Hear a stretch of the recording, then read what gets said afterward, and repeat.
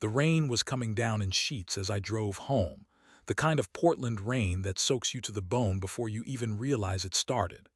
I am Kellen, and until a few weeks ago I thought I had it all: a beautiful wife, a comfortable home, and a job I genuinely enjoyed as a software architect. I was 43, and life, as they say, was good. My wife, Imogen, was a marketing manager for a local organic food company. We'd been married for 15 years, met in college, and built our life together brick by brick, or so I thought. Things had been different lately. Imogen was working longer hours, attending more conferences, and generally seemed distant. I chalked it up to stress. Her company was launching a new product line, and I knew she was under pressure. But there were little things, too. A new perfume I hadn't bought her, a change in her style of dress, a guardedness when her phone rang. It started with the emails. I rarely looked at Imogen's phone or computer.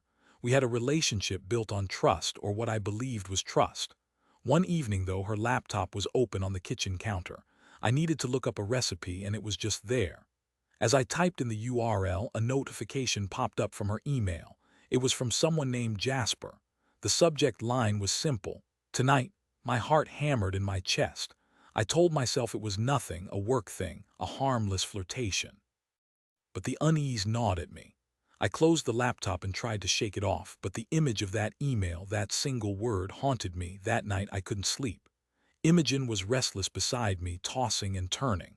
I wanted to ask her, to confront her, but the words caught in my throat. What if I was wrong? What if I was just being paranoid? The next day, I did something I'm not proud of.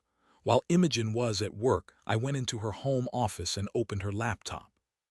I knew her password. It was our anniversary date. I felt like a thief, a voyeur, but I couldn't stop myself. I found the email thread with Jasper. It wasn't a work thing. It was an affair, a long, drawn-out, passionate affair. I scrolled through the messages, each word a dagger twisting in my gut. They talked about their love for each other, their secret rendezvous, their plans for a future together. They mocked me, called me clueless and boring. The room swam. I felt like I was going to be sick. 15 years. 15 years of loyalty, of love, of building a life together, and it was all a lie. She had been betraying me, laughing at me for months. I printed out the emails, every single one. I needed proof, something tangible to hold onto when I confronted her.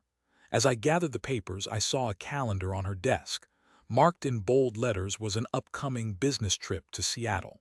Underneath, in smaller handwriting, was Jasper. The rage that surged through me was unlike anything I'd ever experienced. It was a cold, burning fury that threatened to consume me. I wanted to scream, to break things, to lash out. But I forced myself to stay calm. I needed to think, to plan. When Imogen came home that evening, I was waiting for her. I had set the table for dinner, lit candles, and poured a glass of wine. She seemed surprised, maybe even a little guilty. "What's all this?" she asked, her voice hesitant.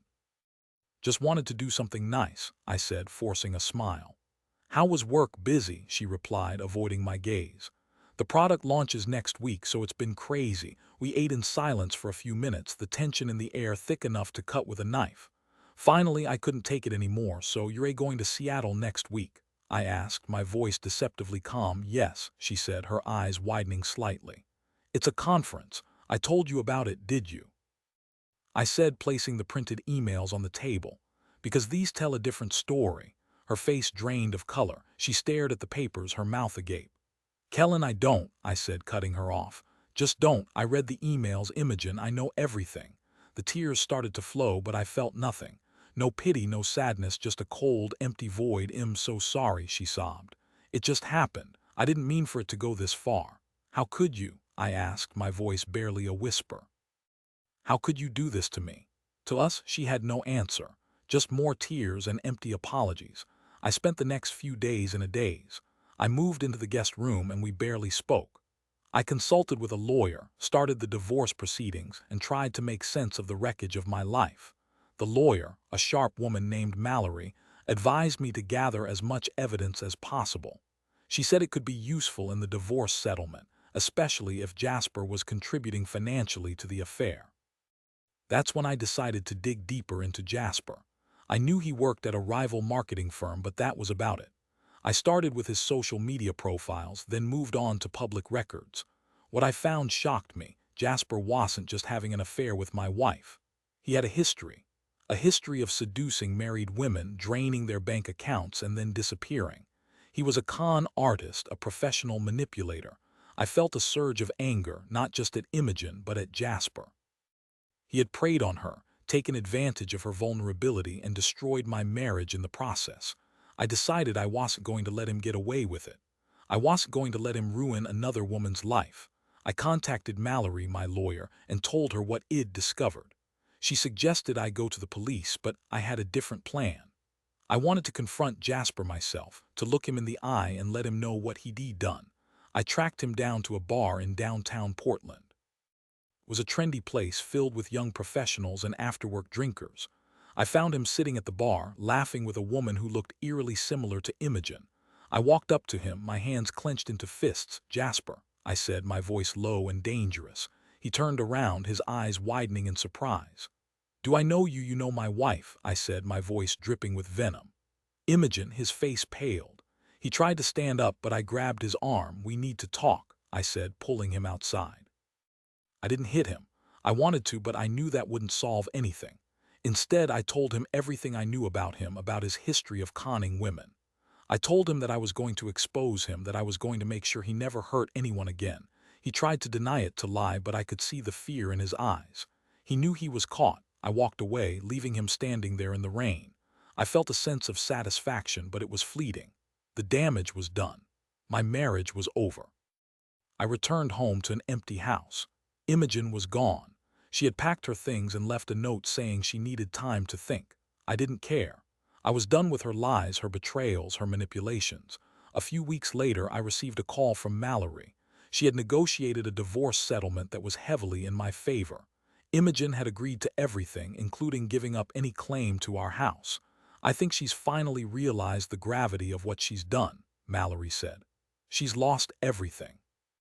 I didn't feel any joy or triumph, just a profound sense of loss.